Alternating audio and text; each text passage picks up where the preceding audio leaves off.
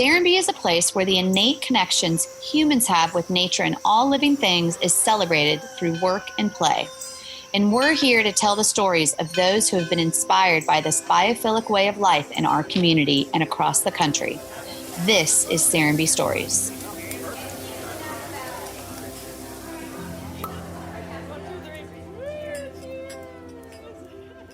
Today, we're talking with one of the planet's most avid environmental advocates, Laura Turner Seydel.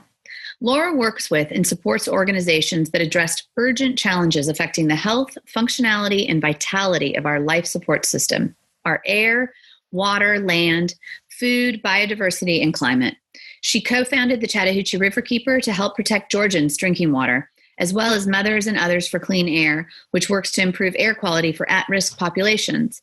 She serves on the board for Children in Nature Network, helping children realize the benefits of exposure to nature. Project Drawdown, which focuses on the top scalable solutions to address global warming. The United Nations Foundation, the Nuclear Threat Initiative, as well as she's the chair of the Captain Planet Foundation and the director of the Turner Foundation. In this episode, we talk about how her father, Ted Turner, instilled a love for the environment in her at an early age, and how she's continued this legacy with her own children. She also shares with us the work she's doing to teach all children about the environment, inspiring them to be planeteers, and how we should all be coming together to save our one and only home, Earth. But first, Serenbe Stories is brought to you by the Inn at Serenbe. The Inn is nestled in the rolling countryside of bucolic Serenbe, where guests can walk on the 15 miles of trails through preserved forest land, the wildflower meadow, and the animal village. You can relax by the pool, hot tub, or in rocking chairs on the wraparound porch. Play on the croquet lawn, swings, and in-ground trampolines. Connect with nature and each other, all while staying in luxurious rooms on the Inn grounds or within the community of Serenbe. Book your stay today at serenbeinn.com. Welcome back to Serenbe Stories. Today we have Laura Turner Seydel with us. So I want to welcome her to Serenbe Stories. Hi, Laura. Hi. Good morning, Laura. So nice to have you with us today. Good morning, Steve. It's great to be with you and Monica, some of my favorite people. Oh, I love to hear that. For a long time, favorite people, like-minded. It's an admiration society. Indeed. Well, and you and Steve have known each other for a really long time, and I appreciate that Steve brought me into your orbit, I think, when we did an enlightenment lunch with you years ago. So very, very honored to have you in the circle here. And this whole circle is about the biophilic movement, Laura, and you have just been one of the key voices in the environment. I mean, you have really stepped out there early on, and you know, I know you're Ted's daughter, but that doesn't always mean that that's a natural thing. And you know, I think we all just owe you a huge debt of gratitude for speaking out and being out front when it wasn't necessarily popular. And you continue to do that. So thank you. And looking forward to the conversation to share with our listeners some of the things you've done. Yeah. Well, terrific. I think I probably have too many irons in the fire.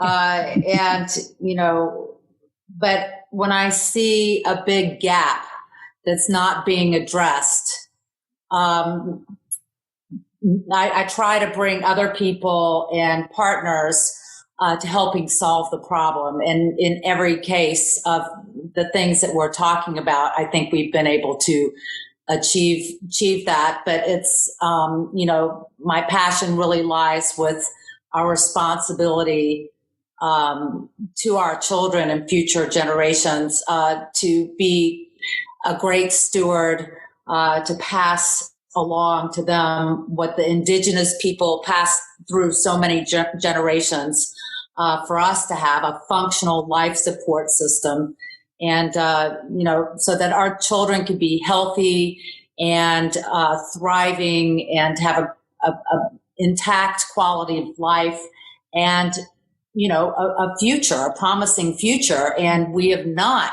done a good enough job. We've made a lot of progress on, you know, issues here and there, but we are, as a country and as a world, moving backwards at an unprecedented rate. And I am quite fearful, but hopeful that we can, you know, really turn the Titanic around.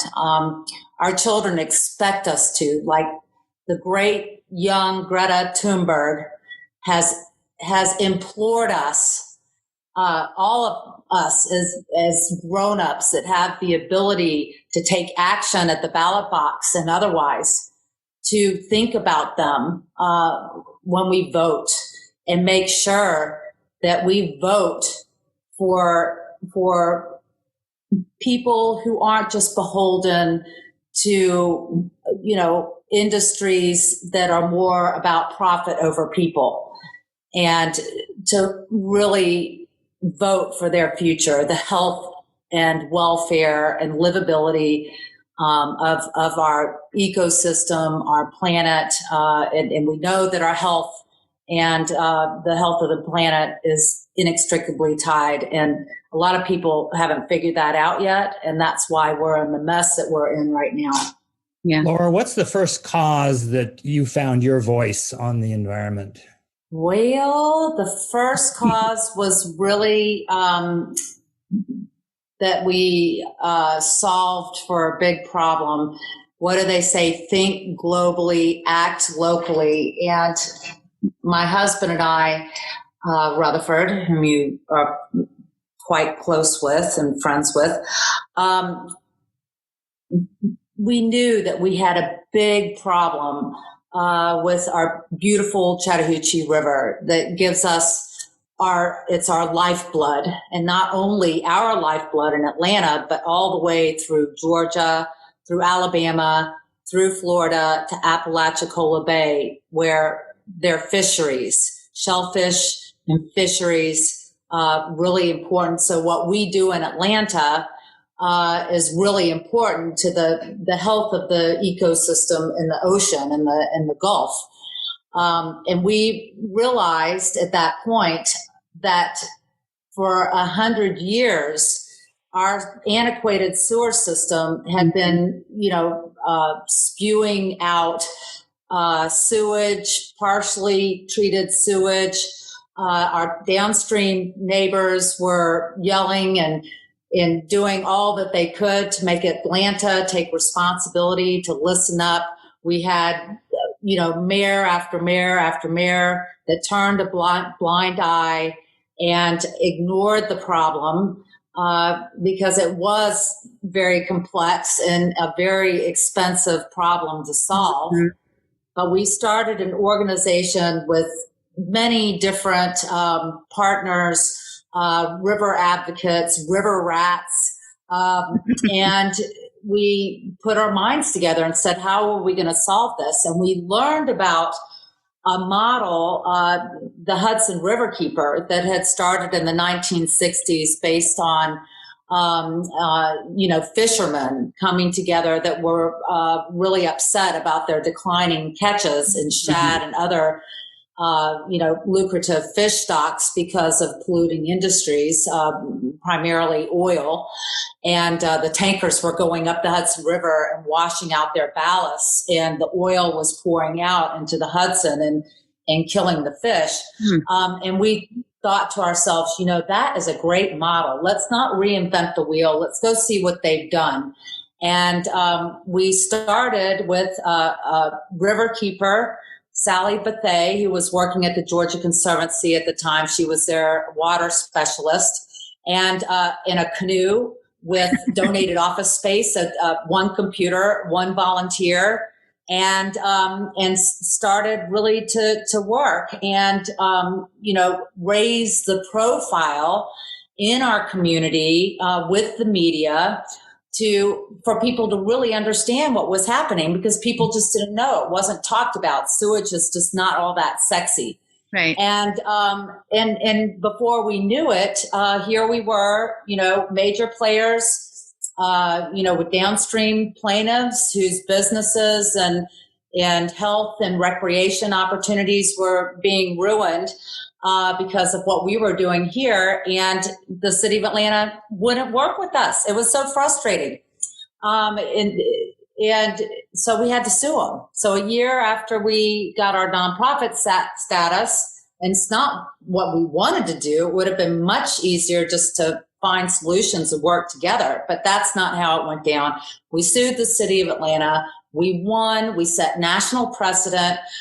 We protected in partnership with the Trust for Public Land and many other partners, state funding, federal funding, and protected 90 miles of river corridor. And just about every street has been torn up, pipes replaced, sewage treatment plants built or expanded. They built a 8-mile tunnel that you could drive a semi truck through that could hold the rain overflows and the sewage until everything could catch up and that water could be treated. And now we're seeing green infrastructure pop up everywhere, these natural ways to treat storm water, which saves a lot of money. We don't have to build new sewage treatment plants. And and really because of that, we were looking at a sewer hookup moratorium, which would have shut down. And this was in 1994, 95, when we were getting fined by the EPA, $200,000 a day or something like that. And they were going to shut down any new development. But because of the settlement and the Riverkeeper and the city addressing this head on and the system being brought up to, standards, we've been able to have a lot of development, billions and billions of dollars of development, all these buildings. But, I'm really kind of afraid that we've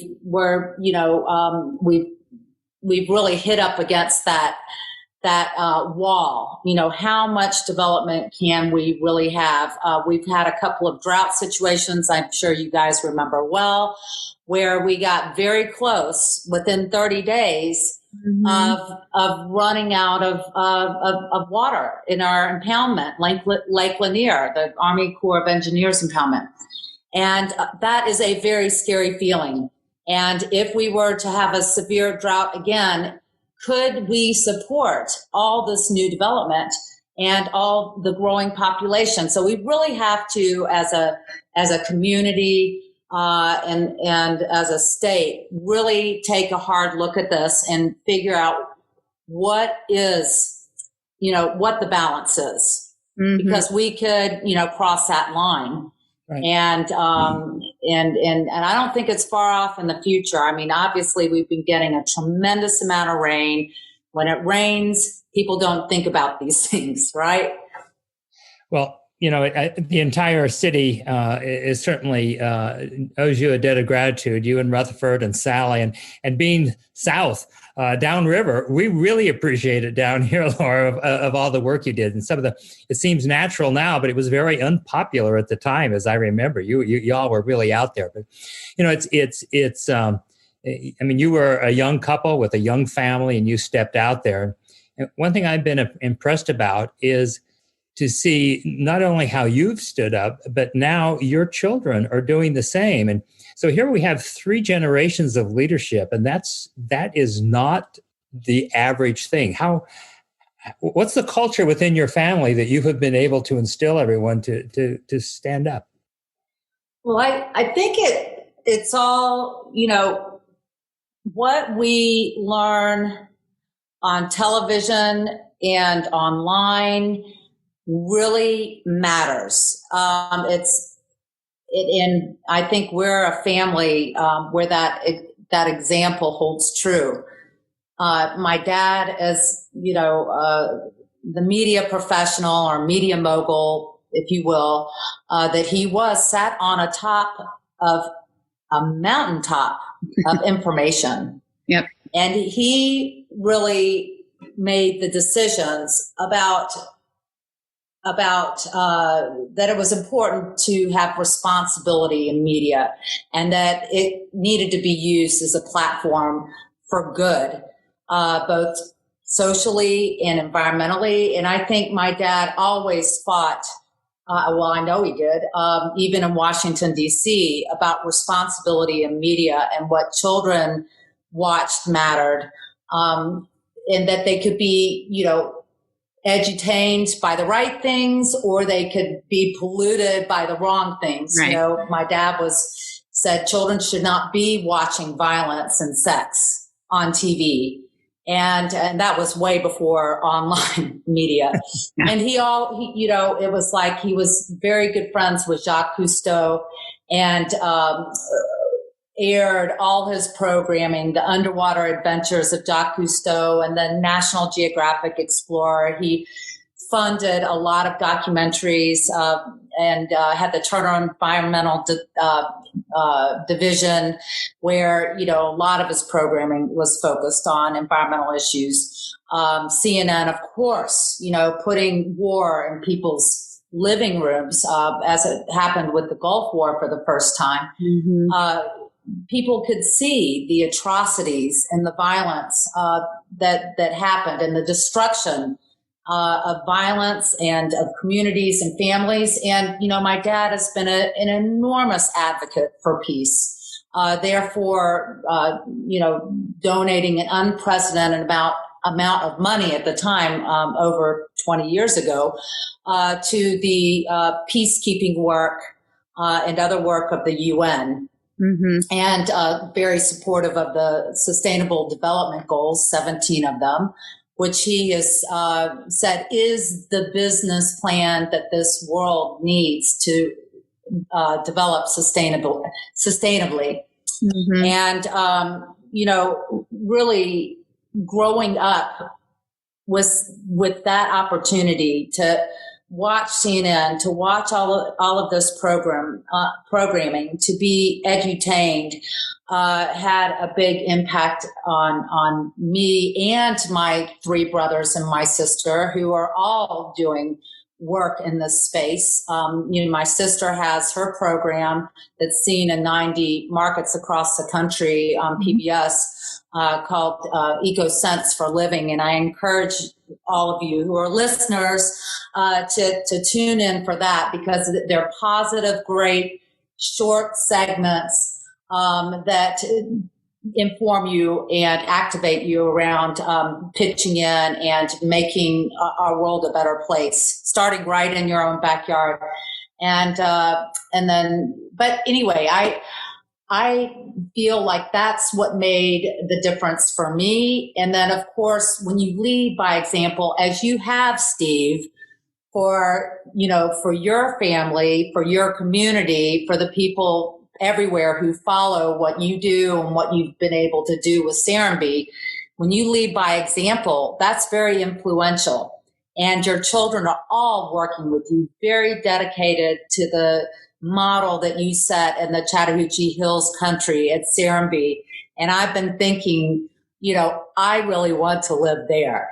I want to live there, because you've taken this beautiful 1,200 acres, and I've been there many, many times, and 20% of it is high density development, but in keeping with, a historic feeling. And then the rest of it is left for nature and for the arts and for, sustainable agriculture and for, grazing of horses and other animals. And it's just such a Zen place. And as you mentioned, biophilia, how important that is. If you were running the world, at E.O. Wilson, yes, would, 80% would be preserved. That's right. And 20% would be developed. He's going for half Earth, right? Yeah. 50% set aside for nature, because, and I'm on his Half Earth Council and honored to be part of that. But, we need nature's services. It's free services to us. And we don't put that in our accounting system. We don't consider that. We don't put it on the balance sheet. And that's ass backwards, because, a fish is not worth anything until it's dead on our plate. I know. And trees aren't worth anything until they end up as lumber in Home Depot. But all the services that it gives for all the creatures that live there, it recycles, cleans our air. It provides shade and cools our urban heat islands. And what else provides us with, that Zen that you get, the same kind of Zen that you get when you go to Serenbe. There's the forest bathing. There's so many things that we know now that we didn't know just a couple of years ago about how important nature is to our mental health, our physical health, our overall well-being, and especially to our children. Right. Tell us more about this council that E.O. Wilson has. Is that what you said? It is a council, and it's Mike Phillips, who runs the Turner Endangered Species Fund for the family, and I serve on it together. But it's really we get together every so often and meet and kind of share progress. Obviously, Children in Nature Network, you and I serve on that together. And it's a lot of the things that we all are working on are very important to preserving nature and preserving those special places. And so I go representing a number of organizations, but primarily my family, because, Dad has been trying to preserve land for conservation and has done a pretty damn good job, and it set this model for private landowners, like you've set a model with Serenbe, that you can make profit and you can conserve as well, conserve nature and habitat and species.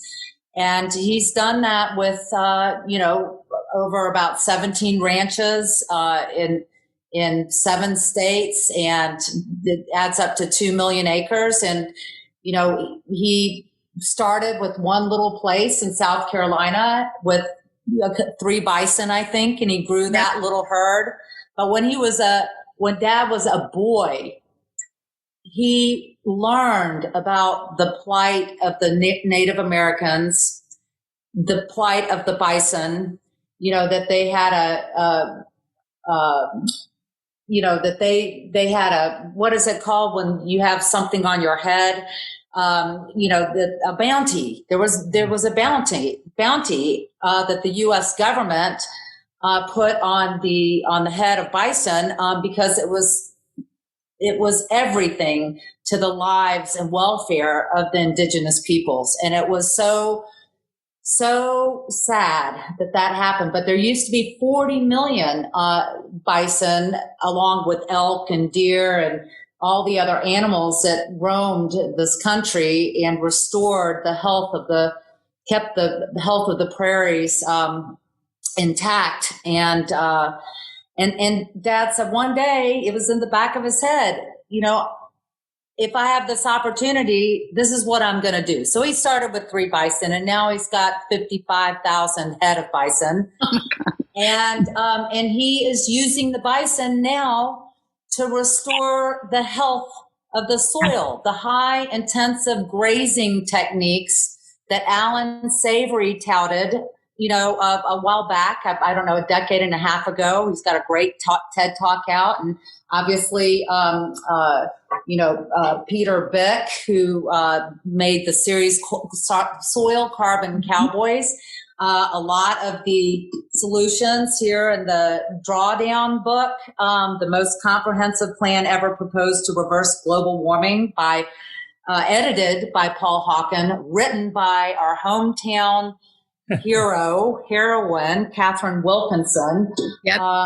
But a third of those solutions have to do with nature. Yep. And with how we raise our food and how we, the high intensive grazing practices, regeneration, as Paul Hawken would say in his new book that's not out yet, is titled Regeneration.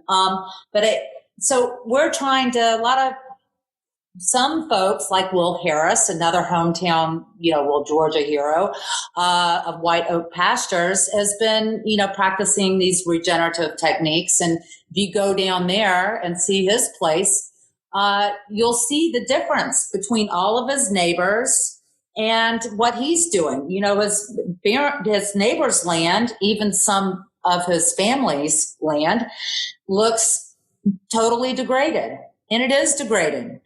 And he's managed to use domesticated animals, primarily cattle, to bring back the life in soil. So on Turner ranches, we're doing the same thing. We're not looking at how many head of bison there are, how many head of wildlife. Yes, there is a carrying capacity, and if you have a drought or you have to reduce the number of animals, but you can use them with the same techniques, and we've been doing it for a couple of years on a couple of properties to prove the model and start transitioning.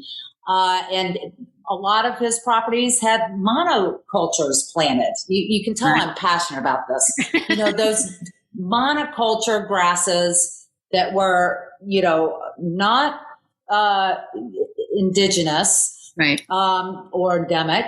They were actually monoculture grasses that were planted in the 50s and 60s. And that's what most of the rangeland is in this country. Mm. And it's not very healthy for the animals. Therefore, it's not very healthy for us to eat them. And anyway, I could go on and on, but that's what we're doing on Turner Ranches with Dr. Alan Williams of Joyce Farms. He's our consultant. And may I suggest, if you haven't already had him on your podcast, you need him on your podcast. Wonderful. And one just little thing. There are all these win-wins with regenerative agriculture, as you know. You bring back the native plants whose seeds have been laying dormant for 50 years, 100 years, which is great. The plant's roots grow long down into the ground. So the water, when it rains, doesn't run off. It percolates down into the soil and recharges the water systems and makes that land more drought resistant. You get the native pollinators, small mammals, large mammals back. It acts as a major carbon sink. It takes the carbon out of the atmosphere, puts it back into the ground, and that is the backbone of all life. But when you're talking to farmers and ranchers, what matters to them? Their profits, right? More than anything else. And according to Dr. Alan Williams, who is the expert in many different degrees, and his land in Georgia, Florida, Louisiana, and Mississippi is proof positive of this. Conventional farmer on average will make $11 of net profit per acre. That's nothing. Mm-mm. How can you afford to live, much less invite your children and their families to stay on the property with you, right? And work the land? But a regenerative farmer can make 100, 150, 200 and upwards of net profit per acre. A regenerative a conventional rancher will make $30 of net profit per acre. But a regenerative rancher, and especially if you combine it with the agriculture, you can make $250 of net profit all the way up to $2,000 of net profit. And Dr. Alan Williams, he makes $1,200 of net profit per acre. That is what it's all about, folks. Yep. And then you can encourage your kids. It's fun to make a living like that. Yep. And, and that's where we need to go to, instead of just having these people walking a tightrope and living on the verge of bankruptcy. Yeah. As we all know, the environmental movement, it's financial successful. It isn't something you have to sacrifice financially or anything else. And you and I know that. You touch on so many subjects, Laura, that we could talk and talk. And of course, by the time this comes out, we will have cut the ribbon for the Rodale Institute here, and we'll be talking about that.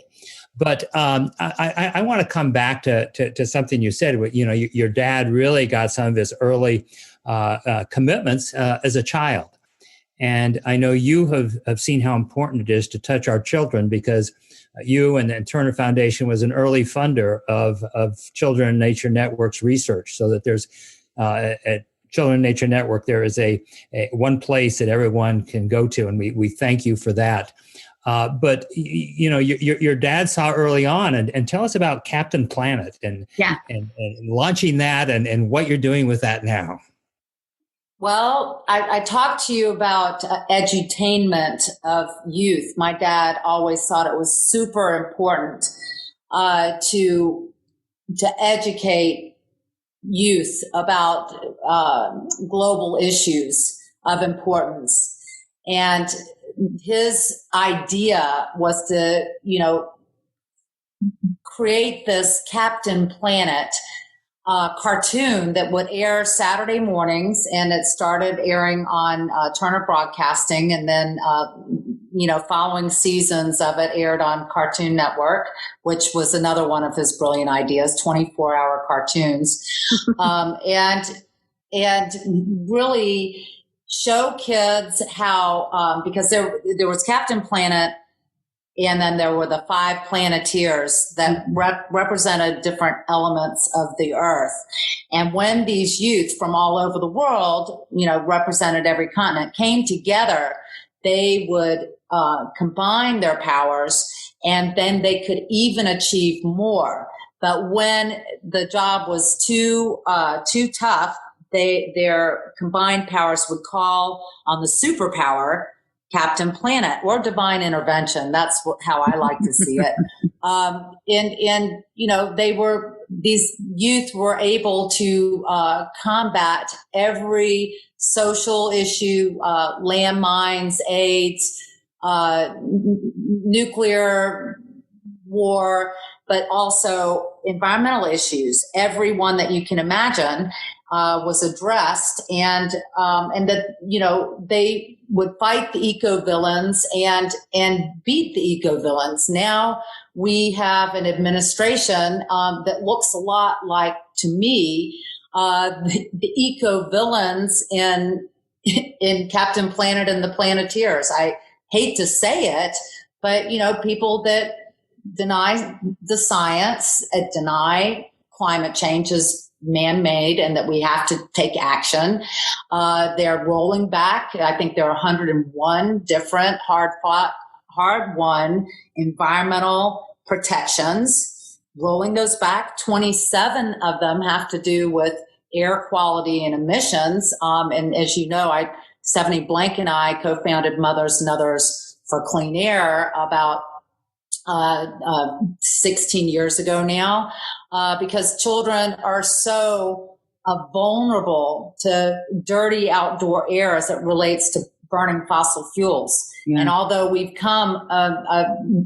we've cleaned up our air a good bit, a lot of the power plants, coal-fired plants, the dirtiest of them were closed or they transitioned to natural gas. But now we see rollbacks, and it's more mining, more drilling, in very special wild places like the Alaskan Wildlife Refuge. We should not be opening that up for drilling. But just anyway, going back to Captain Planet and the Planeteers cartoon, that was 30 years ago. I can't believe that last month we celebrated the 30th anniversary of that cartoon, and it was seen in over 100 countries in 23 different languages, and there is estimated to be 80 million youth that watch that program around the world. And next year, we're going to be celebrating the 30th anniversary of the Captain Planet Foundation, which has given just millions of dollars in cash grants to educators to support hands-on environmental projects for youth in every state in this country and in about 40 countries around the world. It is, we've had a major impact, and one of my very favorite programs is the Project Learning Garden program. Mm-hmm. Every child, and this is something that you advocate for, Steve. I remember I was a Girl Scout troop leader for one of my two daughters' troops, and we brought them to Serenbe to learn about sustainable agriculture, and it was so fun. But every child should be able to know how to plant seeds, to grow healthy fruits and vegetables, and to get over their fear, not only of eating healthy food, but also their fear of germs, dirt, bugs, et cetera, et cetera. So that's been wildly successful. We've funded about 600 learning gardens, and what's great about it is they're kind of intense in certain markets across the country. Atlanta, we have 300 school gardens. Wow. And we've transitioned a third of those. Obviously, with COVID, a lot of schools are doing virtual learning. We've transitioned 100 of them and growing that number to Project Giving Gardens. So we have urban certified growers going to the schools. Each farmer is taking care of about 10 schools in a time, and they're really production gardens. Now, and Alice Waters is going to be thrilled to know that we've moved from tasting gardens in these schools to actual small production gardens. And just in the course of COVID, we've produced about 80,000 pounds of produce, which goes to the local food pantries in underserved communities. That's incredible. Amazing. Yeah. Well, it's exciting to think, that in 30 years, that means that some people in their 40s that watch this, that are now coming into positions of decisions and politicians, and how incredible that possibly that cartoon will possibly really have its effect in the decade ahead as those people are in those leadership positions. Well, one person comes to mind just right away, but John Ossoff, who's running for Senate, is a big planeteer. I mean, he is very passionate about our health as it relates to our environment. And there's planeteers all over the world, and yes, they are rising to seats of power and decision making, and it cannot happen fast enough. But it's also very important for us to edutain the next cadre of potential planeteers. And Leo DiCaprio bought the rights to Captain Planet to produce either a film or a series. So we are waiting with bated breath for that to happen. That, we know how successful the superhero movies have been, but why don't we try one that's focused on real world issues and villains instead of fictitious ones? And a lot of those the superheroes actually destroy nature, destroy the environment. It's not, something that's eco-friendly at all. But, I'm very hopeful that we'll get this done. And I just wanted to touch on two additional things that we're working on at Captain Planet Foundation, which, I'm super proud of, and that maybe the listeners would be interested in checking out. But in all of it, all of our resources and curricula is open sourced on our website. for our learning gardens. So you can do it at your church or in your backyard. And it's all standard space. So it's especially with children being at home and doing a lot of virtual learning. Some of these projects can be done, to get credit in a standard spaced way through their schools with their teachers. But and we've got a lot of teachers using our programs, but the Project Hero, there are like 5 quests that are already up and launched. One is a freshwater fish quest. One is related to large carnivores, wolves in Colorado. One is about pollinators. And what is the other one? Well, the one that we're getting ready to launch is longleaf pine wiregrass ecosystem. So, those are important because it's a web-based platform where youth can learn about the plight and of endangered, threatened, and declining species right in their schoolyards, their backyards, and their communities, and design solutions for them. A lot of it has to do with habitat restoration and help those species right where they live. And I can tell you that there's no better antidote for depression and in some of what our youth are facing right now than getting out and doing things to make a positive and lasting effect. Yeah. I highly recommend taking action and do something about the problems.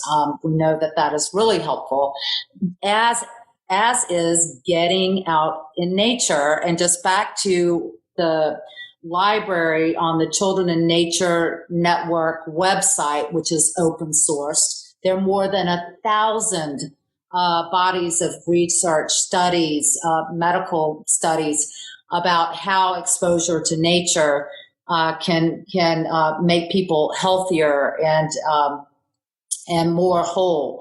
All that socio-emotional learning, absolutely critical.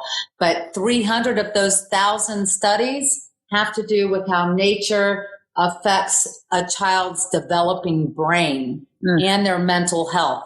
So project-based learning outside is, you can do it for school to get your credits, and you can do it because it's so healing. And then third program at the Captain Planet Foundation, we started Ocean Heroes Boot Camp, and we've got like 1,000 youth from all over the world that now are part of the network, and we've been hosting these boot camps. And the last one that we had was virtual. 400 youth from about 50 countries participated, and many of those youth are passionate about the issues related to our oceans and plastic pollution, which is an enormous plague for wildlife and our health and the health of the aquatic systems. But anyway, these youth are scaling their games, learning about how to be better activists. And, anyway, they're shutting down this plastic pollution, starting in their schools, their school districts, with businesses. They're getting it done. It's really amazing. And so I encourage people to take a look at that. But that's our Change Makers program, and we are scaling different ways to engage and educate and inform and activate youth that they can become the change makers that their communities need. Yeah, and the world needs. Definitely. And we'll put a couple of those videos on our podcast website they're so phenomenal to see these kids, and what they have advocated for is incredible. So Richard was such a big influence on Steve, and obviously you too. And we've all been so happy to support Children in Nature Network over the years because they provide so many great resources for kids and really help them learn more about the environment. And I would just like to say that, Richard Louv, just going back to biophilia, Richard Louv has this book out, his most recent book, Our Wild Calling. Yep. And I listened to a good bit of it during COVID as I drove from place to place. And it really is about how humans need that innate need and that connection to animals, both domestic and wild, nature, domesticated and wild, really important for our spiritual health, our mental health, and it's just something that we take for granted. That those animals, all the, amazing diversity of species are going to be here, through our lives and for our children's lives and our grandchildren's lives. But that is so wrong. We are, experiencing the 6th great extinction. And it's because we are ripping up habitat hand over fist. Mm-hmm. And there has to be a balance. I mean, Steve has been able to achieve that balance. If you go up there, it's a nature preserve. And why every developer is not, considering this before they just go and tear down every tree and, put, to every boundary of the property, buildings. Right. Without leaving any green space, any room for nature. God put us all here and doesn't want us to destroy nature. We are interconnected, healthy nature, healthy planet. It relates to us as being healthy individuals and having healthy children. So we need to really get to work and think about very seriously what we want our children's future to be like. And I think that the silver lining in the whole COVID during this, tragic pandemic has been that people realize more and are interested more in nature and getting outside and, things that they didn't make time for before. Americans are spending 80% of their time indoors, 8 to 10 hours in front of a screen on average a day. And obviously with kids now doing virtual learning and, in their bedrooms or their homes, that's probably increased. And we have to find this balance, as Richard says. We can't take people's technology away from them. That will never happen. Mm-hmm. But when youth can use technology to learn, technology to solve problems, that is encouraged, great and wonderful. But they also have to balance that with getting out in nature, not just soccer fields and football fields. That does not count. It is really getting out, in nature, the way God designed it.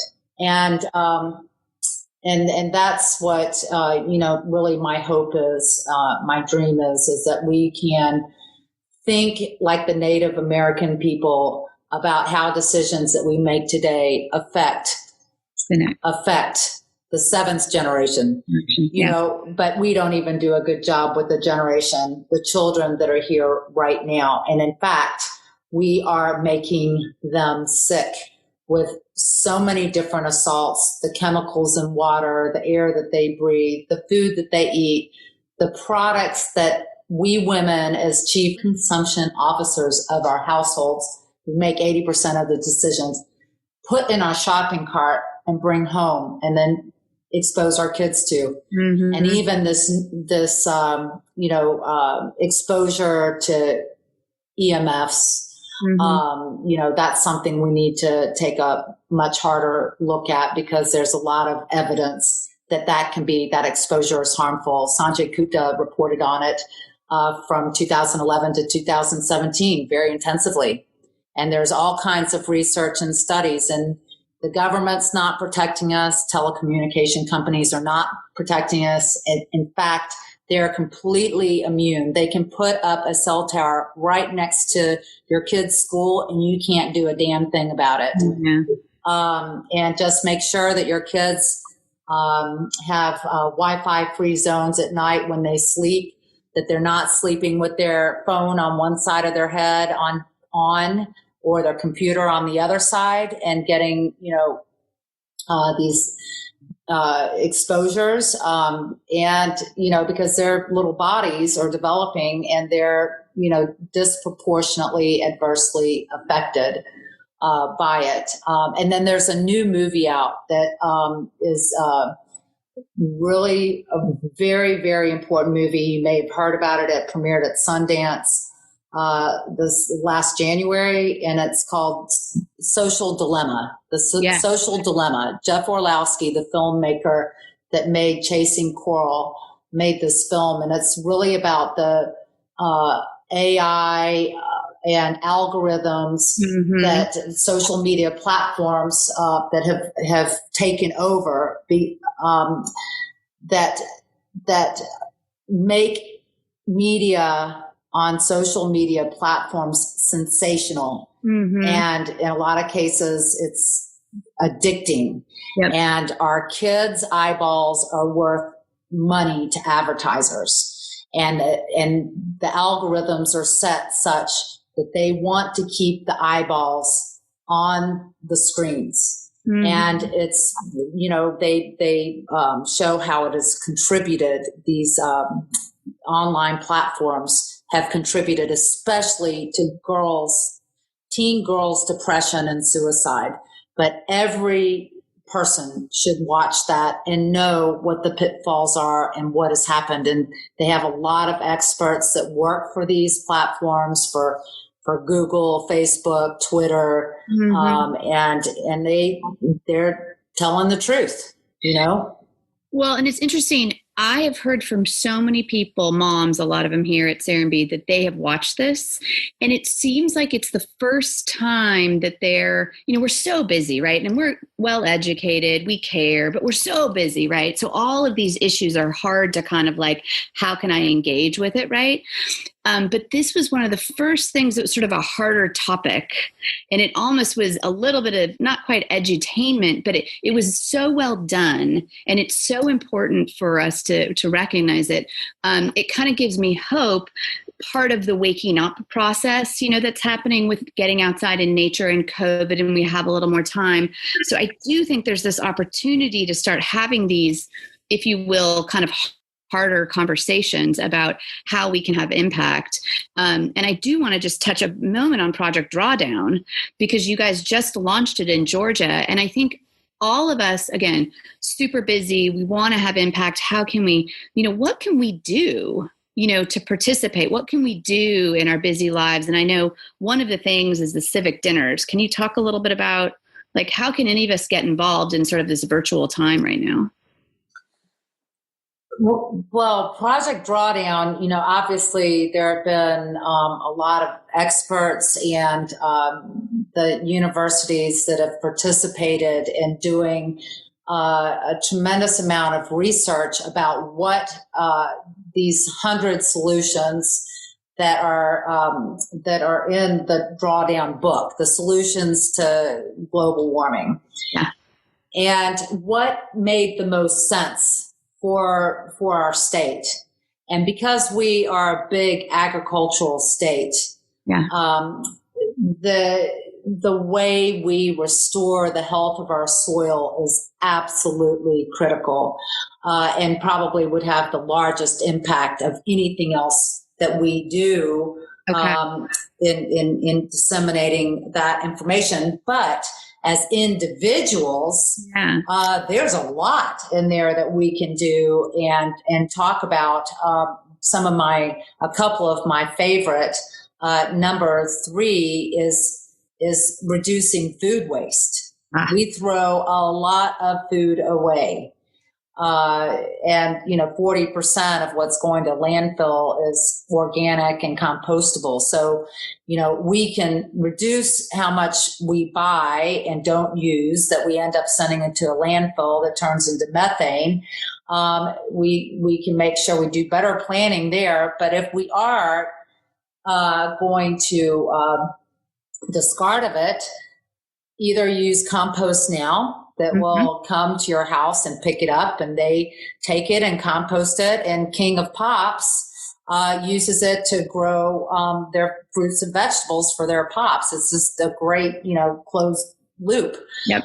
Or you can compost it in your own backyard. Yep. And which is what we do. We have raised bed gardens here, and we amend our soil with our compost. And it's just, get one of those great barrels at Home Depot and, make sure that you get the mix right, though. You want to make sure you save those dead leaves that fall off your trees and, the woody residuals from your yard, and make sure that you're putting that in with what's coming from your kitchen, so it doesn't get all slimy and icky.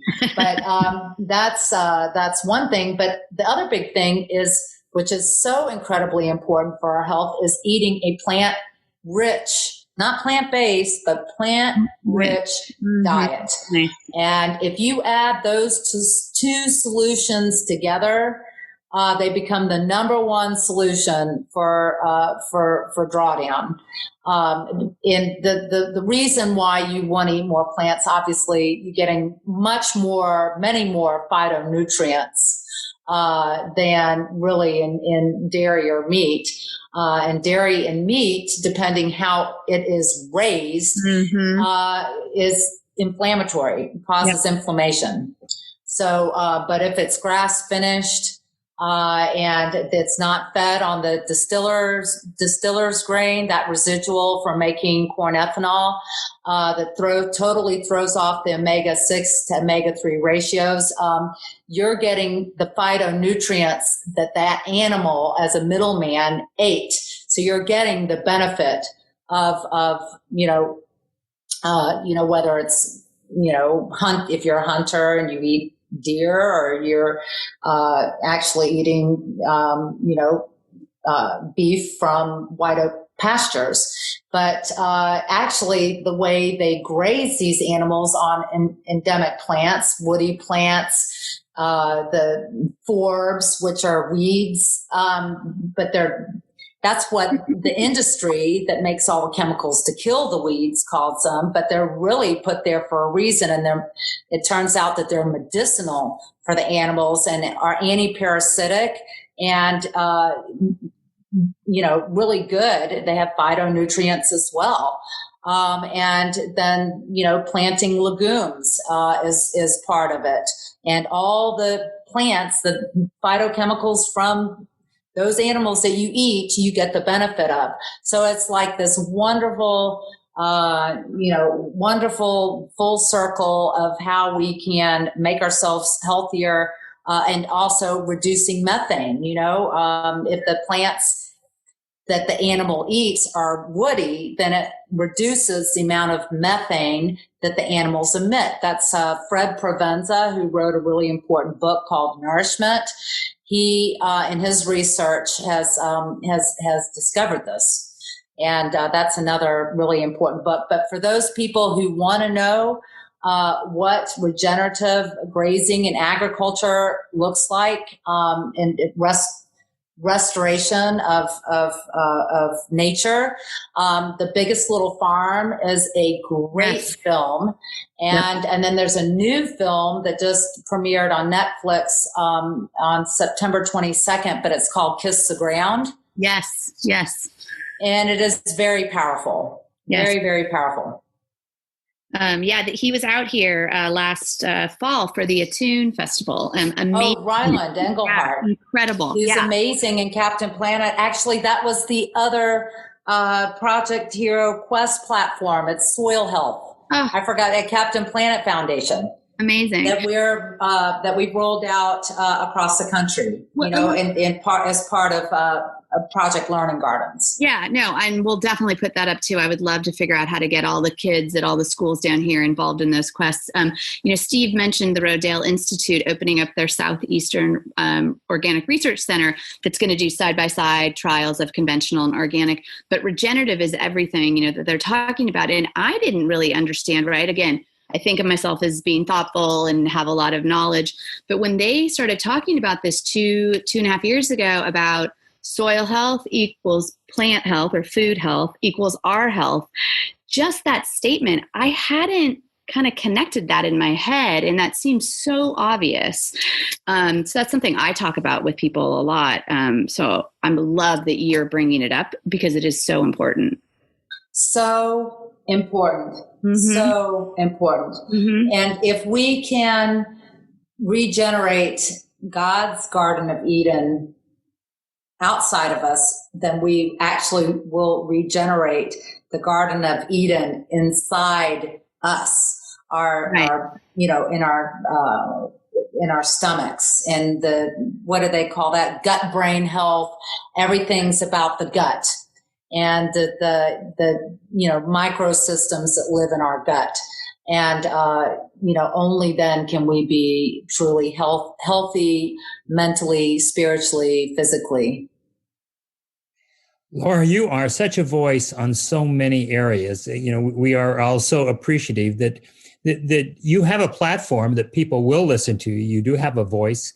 And you're using it, and I'm just amazed at your energy and your expansion of knowledge on all these things. It all comes together. It's essential for us all to literally survive. Yeah, and you're pushing that. It's each day it makes a difference. I think more people are listening, and COVID has certainly slowed people down to where they hear the birds and they notice the animals, and they're starting to think about fresh air. And so, hopefully, this could be a real turning point.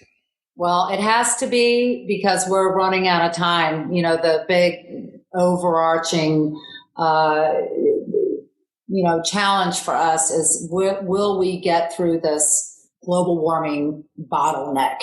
We've seen all of these, horrific disasters, from the millions of acres on the West Coast that went up in flames due to severe prolonged droughts, mm-hmm. The derechos in the Midwest that leveled millions of acres of food crops, which are inland hurricanes. And it turned out that the one that hit Iowa was 140 miles an hour, just wow. leveled the fields. And then obviously it's early in hurricane season, and you have the most deadly hurricane, starting with the Category 4 hurricane that they named for me, Laura. No, I'm just kidding. And they just keep coming, right?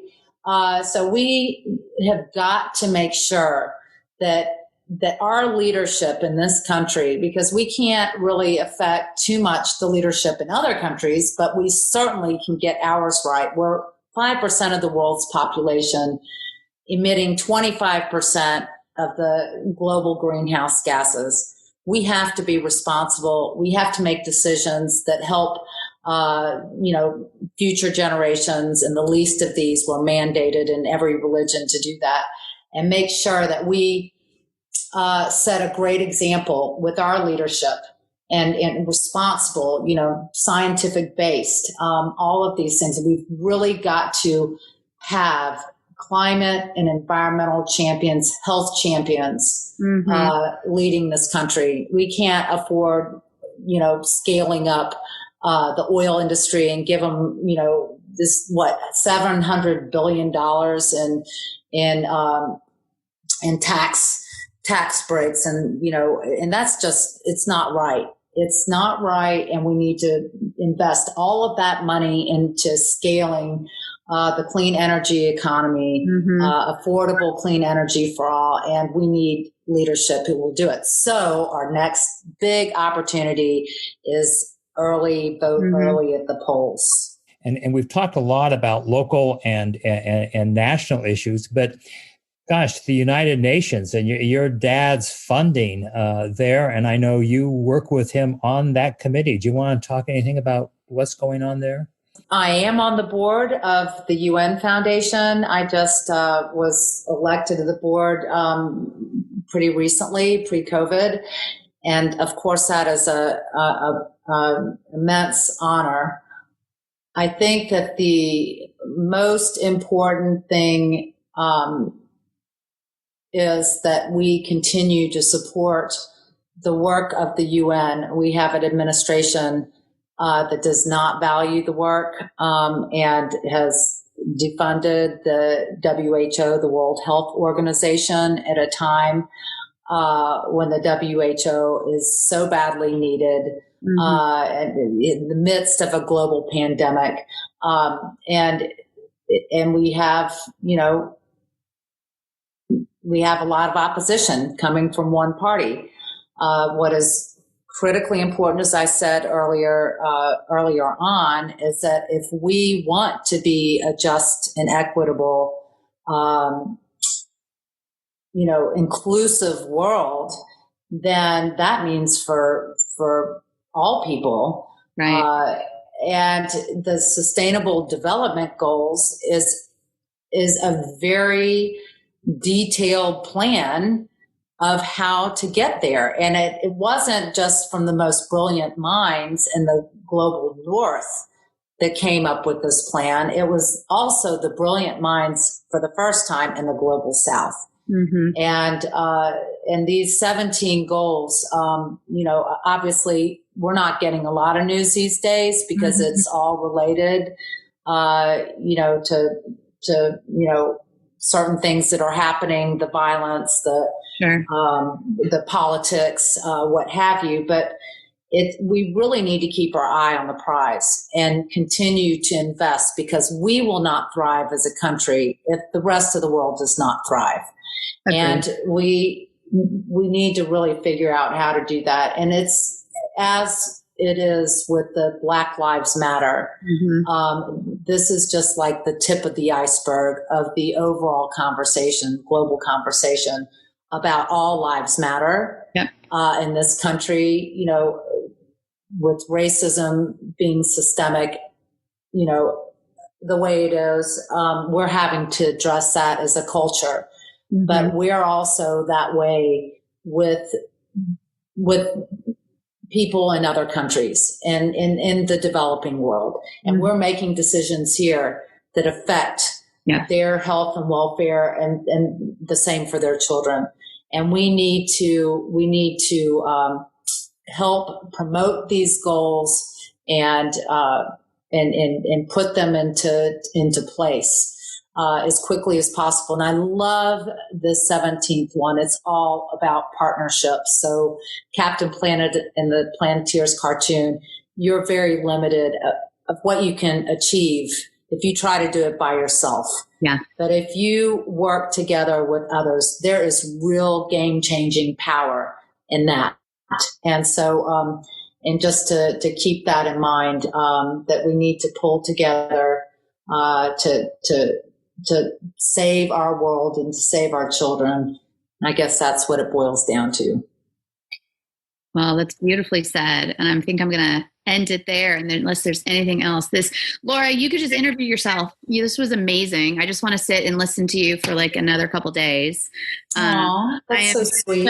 So thrilled that you were here. And thank you so much. Absolutely. Thank you, Laura, for joining us, for the conversation, for all you're doing. And you inspire me, and I know a lot of other people to do more. No matter how much we're doing, we can't come close to what you're doing. So I'm inspired to close down here and go do a couple more projects that I didn't think I had time for. So I have an idea for you. We should put our kids on a podcast and have them talk about what they're doing, what their passions are, because I think that might be really interesting for people to hear. Let's do it. Yeah. That might be a good thing for next season, Monica. Let's have the next generation and all the. I love it. That's great. All right, done. It's on the list. All right. And Laura, come on down. We'll decide where your next house is going to be. We've got some lots we can show you. Really? I love that comment. Absolutely. You haven't sold out? I bet there's long lines of people like bidding against each other to have properties there. But it's really, if there's one thing that this COVID has done, it's made people really think twice about where they live and where they're living with their children.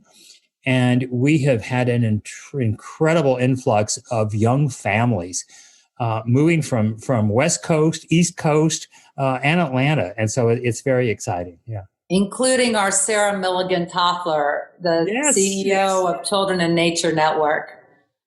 It's so great having her here. And it's amazing. A lot of influencers are actually here. Yeah. Right. Well, I'll come on down. Okay. All right. Thanks, Laura. Thank you. Virtual hugs. Yes, very much so. Appreciate it. Stay safe, stay well. Yes. Bye. Bye.